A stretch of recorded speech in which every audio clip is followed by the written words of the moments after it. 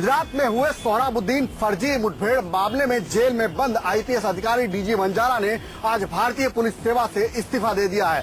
सरकार को लिखे खत में वंजारा ने लिखा है कि वे मोदी को भगवान की तरह मानते थे, लेकिन अब उनका भरोसा टूट गया है। सरकार को लिखे 10 पेज के लेटर में वंजारा ने गुजरात के मुख्यमंत्री नरेंद्र मोदी और राज्य के पूर्व गृह मंत्री अमित शाह की हकीकत बयां की है। लेटर में वंजारा ने मोदी पर जो आरोप लगाए हैं उसका मजमून कुछ यूं है। मैं पहले गुजरात के मुख्यमंत्री नरेंद्र मोदी को भगवान की तरह मानता था, लेकिन अब मेरा भरोसा टूट गया है। अमित शाह सिर्फ खुद को बचा रहे हैं। सरकार केवल सीबीआई से अपनी खाल बचाने के लिए एनकाउंटर का इस्तेमाल कर रही है। सरकार का पूरा जोर किसी न किसी तरह अमित शाह को बचाने पर लगा है, लेकिन अफसरों को उनके हाल पर छोड़ दिया गया है। हमने वही किया जो सरकार की पॉलिसी थी, लेकिन सरकार ने हमारा साथ छोड़ दिया। गुजरात के मुख्यमंत्री नरेंद्र मोदी पर पहली बार उनके किसी करीबी ने बड़ा हमला किया है। आईपीएस वंजारा का इस्तीफा और उनके 10 पन्नों का खत कांग्रेस के लिए किसी संजीवनी से कम नहीं है। मोदी को घेरने में जुटी कांग्रेस को मोदी के करीबी वंजारा का लेटर सामने आने के बाद उसे एक बड़ा हथियार हाथ लग गया है। वंजारा का लेटर आने के बाद कांग्रेस ने मोदी पर हमले करने शुरू कर दिए हैं। वंजारा के 10 पेज के लेटर ने कांग्रेस को बैठे बिठाए मोदी पर हमले का एक मौका दे दिया है।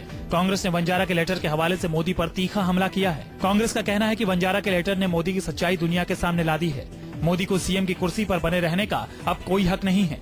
हाईएस्ट लेवल तक की एक इंडिपेंडेंट इंक्वायरी होनी चाहिए और जब तक इंक्वायरी हो, एक तो अमित भाई जो हैं, शाह जो हैं, जिनको बेल मिली हुई सुप्रीम कोर्ट से, उनको वापस जेल जाना चाहिए और मुख्यमंत्री गुजरात के पास अब कोई अधिकार नहीं रह जाता है कि वो मुख्यमंत्री बने रहें जब तक इंक्वायरी पूरी न हो। तो साजिश करने वाले जो है वो एंड टेररिज्म के सामने लड़ने वाले हीरो बन गए और आज प्राइम मिनिस्टर बनने की उम्मीद रखते हैं। वहीं बीजेपी भी मोदी के बचाव में खुलकर उतर आई है। बीजेपी का कहना है कि आईपीएस वंजारा फ्रस्ट्रेशन के शिकार हैं। लगता है कि व्यक्तिगत तरह से भी अगर देखें तो इतना लंबा समय वो रहे हैं तो कुछ इनकी मानसिकता भी शायद थोड़ी एक तरह से फ्रस्ट्रेशन की है। पहली बार मोदी के करीबी ने मोदी के ऊपर हमला करके कांग्रेस का हौसला बढ़ा दिया है। ऐसे में कांग्रेस मोदी के ऊपर हमला करने का कोई मौका गंवाना नहीं चाहती। मोदी के बेहद करीबी आईपीएस वंजारा का इस्तीफा मोदी के लिए एक बड़ा झटका माना जा रहा है। ऐसा माना जाता है कि मोदी के आशीर्वाद ने ही वंजारा को सुपर कॉप बनाया था।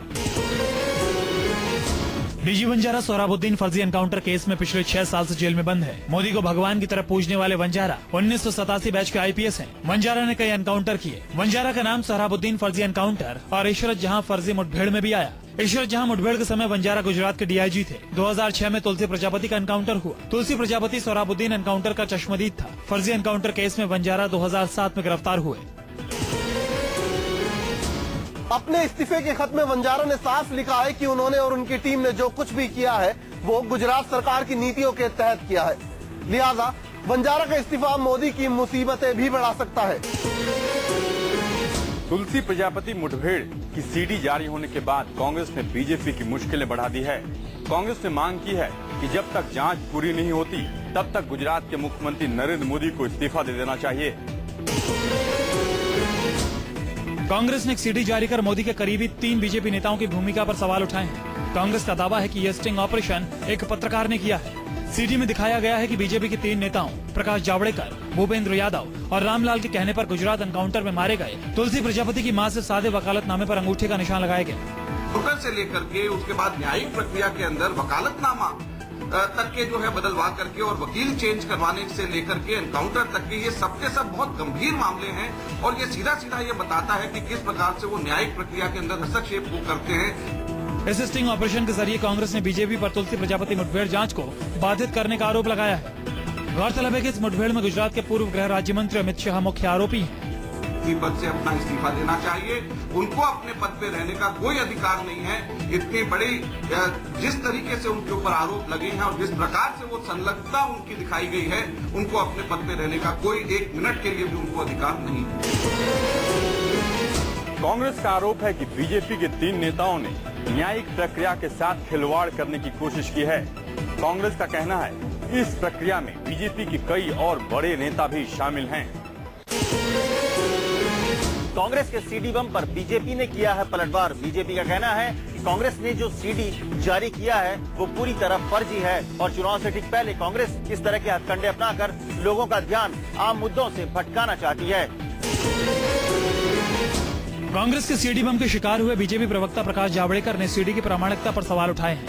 उनका कहना है कि कांग्रेस मोदी से डरी हुई है और वो उनके इस्तीफे के लिए तरह तरह के हथकंडे अपना रही है। न्यायिक प्रक्रिया के साथ खिलवाड़ करने का जो आरोप कांग्रेस हम पर लगा रही है उसको हम खारिज करते हैं कि एक अनऑथेंटिकेटेड अविश्वसनीय सूत्रों के कथित सीडी के आधार पर, फर्जी सीडी के आधार पे वो हम पर आरोप लगा रहे हैं। कांग्रेस के सीडी हमले से बीजेपी बौखला गई है। बीजेपी के पूर्व अध्यक्ष नितिन गडकरी ने सीडी मामले पर कांग्रेस पर पलटवार किया है। ऐसी बातों पर न लोगों का विश्वास है और न मीडिया में इसकी चर्चा 24 घंटे के लिए रहती है। इस प्रकार के टैक्टिस से और ऐसे ओछे राजनीति से कांग्रेस पार्टी ने दूर रहना चाहिए, यही मैं उनको सलाह दूंगा। स्टिंग करने वाले पत्रकार पुष्प कुमार ने सुप्रीम कोर्ट में पीआईएल दाखिल कर इस पूरे मामले की सीबीआई जांच कराने और अमित शाह की जमानत रद्द करने की मांग की है। तुलसी प्रजापति पर जारी सीडी में बीजेपी के नेताओं पर संगीन इल्जाम लगाए गए हैं। सीडी के मुताबिक अमित शाह को बचाने के लिए बीजेपी नेताओं के इशारे पर तुलसी प्रजापति के मां के अंगूठे के निशान कोरे कागज पर लिए गए थे। स्टिंग में पत्रकार पुष्प कुमार से बीजेपी प्रवक्ता प्रकाश जावड़ेकर और भूपेंद्र यादव की बातचीत है। सीडी में दिखाया गया है कि बीजेपी नेता अदालती कार्रवाई में अमित शाह को फायदा पहुंचाने के लिए तुलसीराम की मां नर्मदा बाई से कोरे वकालतनामे पर अंगूठे का निशान लेने के लिए कह रहे हैं। सीडी जारी करने के दौरान कांग्रेस के नेता पीएल पूनिया ने कहा कि सीडी में जावड़ेकर कह रहे हैं कि मोदी को सारे मामले की जानकारी है और उन्होंने कहा है कि सब कुछ अमित शाह ही तय करेंगे। गौरतलब है कि 2006 में तुलसीराम प्रजापति का एनकाउंटर हुआ था। उस समय गुजरात के गृह राज्य मंत्री रहे अमित शाह इस मामले में आरोपी हैं।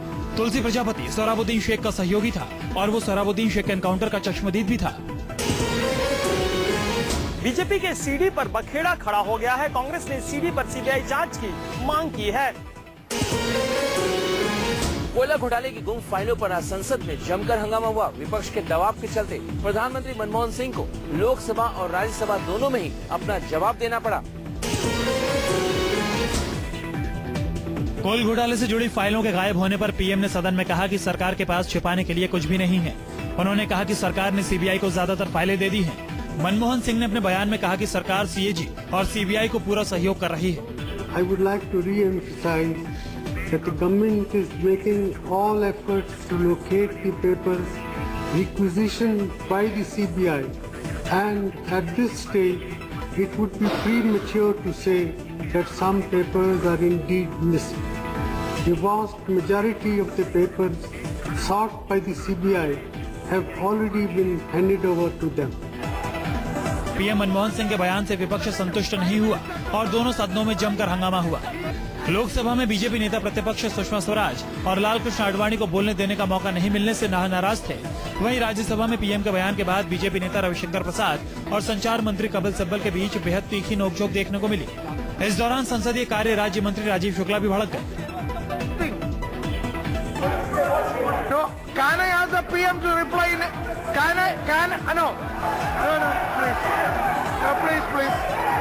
please.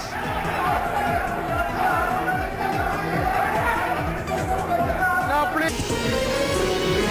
कोयला घोटाले की गुम फाइलों पर प्रधानमंत्री के जवाब के बाद दोनों सदनों में हंगामा और बढ़ गया। हंगामे के चलते दोनों सदनों की कार्यवाही कल तक के लिए स्थगित कर दी गई। नाबालिग लड़की के साथ यौन शोषण के केस में फंसे आसाराम बापू की जमानत याचिका पर सुनवाई अब कल होगी। जोधपुर सेशन कोर्ट ने आसाराम की याचिका पर सुनवाई के लिए 11 बजे का वक्त मुकर्रर किया है। अपनी गुरुकुल की छात्रा के यौन शोषण में फंसे आसाराम की मुसीबत कम होने का नाम ले रही। आसाराम की जमानत अर्जी पर सुनवाई आज दोपहर 2:30 बजे शुरू हुई। बचाव पक्ष ने आसाराम की उम्र और सेहत का हवाला देते हुए जमानत देने की बात कही। FIR तैयार 0 FIR हुई है, वो MLC बनने के बाद तैयार हुई है और MLC बच्चे को सपोर्ट नहीं कर रही है, विक्टिम को सपोर्ट नहीं कर रही है।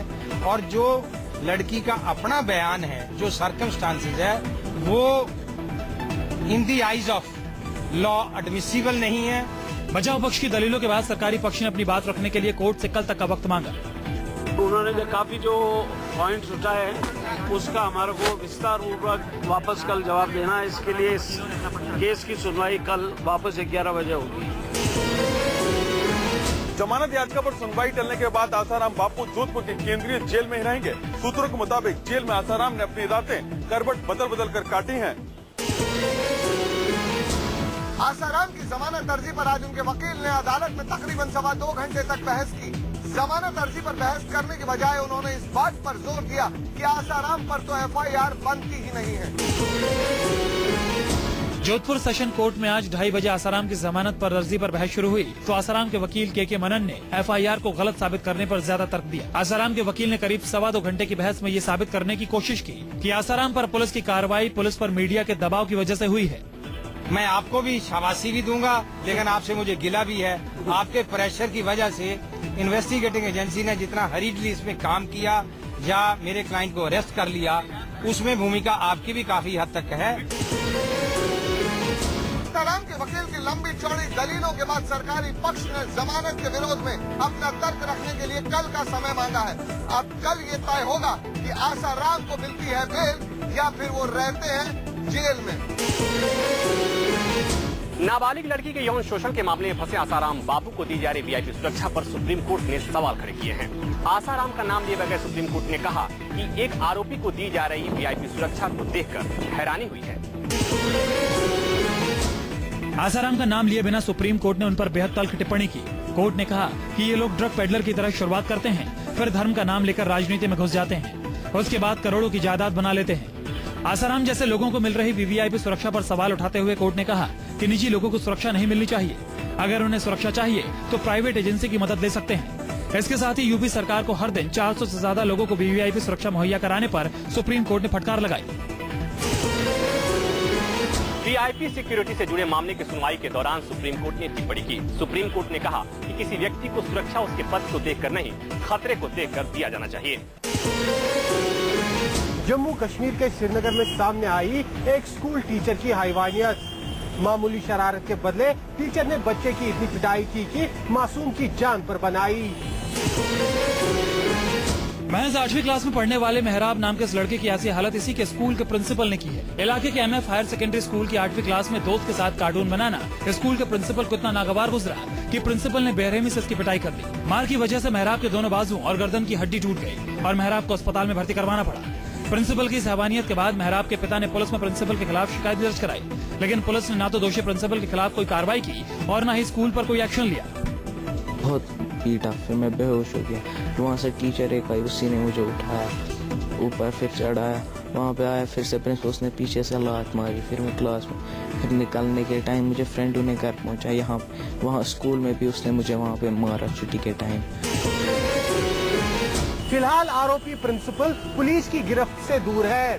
साथ ही स्कूल प्रशासन ने भी घटना पर चुप्पी साध रखी है।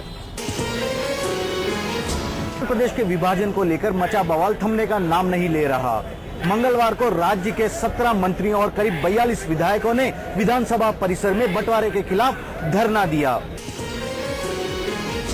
आंध्र प्रदेश के बंटवारे को लेकर मचा बवाल थमने का नाम नहीं ले रहा है। बंटवारे के फैसले के बाद से ही लगातार पूरे राज्य में धरना प्रदर्शन जारी है। पिछले 35 दिन से पूरे राज्य में कामकाज पूरी तरह से चरमरा गया है। अगले सीमांत इलाके के करीब 4.25 लाख कर्मचारी पूरी तरह से काम रोको हड़ताल पर चले गए हैं। हालात ये हैं कि सत्तारूढ़ पार्टी के ही नेता सरकार के फैसले के विरोध में चले गए हैं। कल भी किरण कुमार रेड्डी सरकार में शामिल 2 वरिष्ठ मंत्रियों ने इस्तीफा दे दिया था। पूरे राज्य में विरोध की वजह से हालात बदतर हो गए हैं।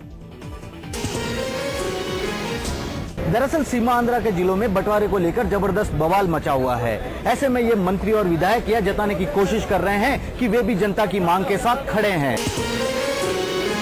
मायानगरी मुंबई में बंद पड़ी शक्ति मिल एक बदनुमा दाग बनती जा रही है। मिल में महिला पत्रकार के साथ गैंगरेप की खबर के बाद अब एक और नई गैंगरेप की खबर सामने आई है। महिला पत्रकार से गैंगरेप मामले में दरिंदों पर शिकंजा कसने के बाद एक और केस दर्ज हुआ है। 19 साल की लड़की ने भांडू पुलिस स्टेशन में केस दर्ज करवाया है। लड़की ने जो रिपोर्ट दर्ज करवाई है उसके मुताबिक 31 जुलाई को अपने दोस्त के साथ घूमने के लिए वो शक्ति मिल कैंपस गई थी। अचानक ही 5 दरिंदों ने उसे पकड़ लिया, फिर एक के बाद एक सभी आरोपियों ने उसके साथ गैंगरेप किया। घटना के बाद से लड़की चुप थी, लेकिन 22 अगस्त को महिला पत्रकार से गैंगरेप करने वालों पर शिकंजा कसने के बाद लड़की का हौसला बढ़ा। वो सामने आई और थाने में केस दर्ज करवाया। इस मामले में 3 आरोपियों की शिनाख्त होने का दावा किया जा रहा है। जिन 3 आरोपियों की शिनाख्त की गई है वो उन 5 दरिंदों में शामिल हैं जिन्हें मुंबई पुलिस ने महिला पत्रकार गैंगरेप मामले में गिरफ्तार किया है। दिल्ली के संगम विहार में डीटीसी की लो फ्लोर ने एक स्कूली छात्र को कुचल दिया, जिसके बाद गुस्साए छात्रों ने जमकर बसों में तोड़फोड़ की है। ये जो आप बसें देख रहे हैं, ऐसी 14 बसें हैं जिसमें बताया जा रहा है डीटीसी की जो बसें हैं उनमें तोड़फोड़ की गई है। अपने एक साथी के बस से कुचले जाने की खबर सामने आने के बाद गुस्साए छात्रों ने बस के अंदर जमकर पथराव किया। डीटीसी की जितनी भी बसें यहाँ संगम विहार इलाके से गुजर रही थी उन बसों में तोड़फोड़ की गई, भारी पथराव किया गया। आप देख सकते हैं बस के अंदर भी यहाँ पर पत्थर दिखाई दे रहे हैं। ऐसी 14 बसें थी जिनको जमकर तोड़ा गया। डीटीसी की लो फ्लोर एसी और नॉन एसी बसें थी। स्कूली छात्र एक बताया जा रहा है कि डीटीसी की लो फ्लोर बस की चपेट में आ गया था और उसके बाद गुस्साए छात्रों ने जमकर तोड़फोड़ की है। 14 बसों को तोड़ा गया। इसके बाद पुलिस मौके पर पहुंची और पुलिस ने हालात को काबू में लिया। आप देख सकते हैं सड़क पर दूर दूर तक कांच बिखरा है, पत्थर पड़े हुए हैं और ये सब स्कूल की छुट्टी हुई थी और उसके बाद एक स्कूली छात्र के डीटीसी बस के चपेट में आ जाने के बाद हंगामा शुरू हो गया और स्कूल के छात्रों ने अपने एक साथी के कुचले जाने की खबर सुनते ही हंगामा शुरू कर दिया और जमकर तोड़फोड़ की गई है। फिलहाल दिल्ली पुलिस इस पूरे मामले की जांच कर रही है और दिल्ली पुलिस ने इस मामले में कानूनी कार्रवाई भी शुरू कर दी है।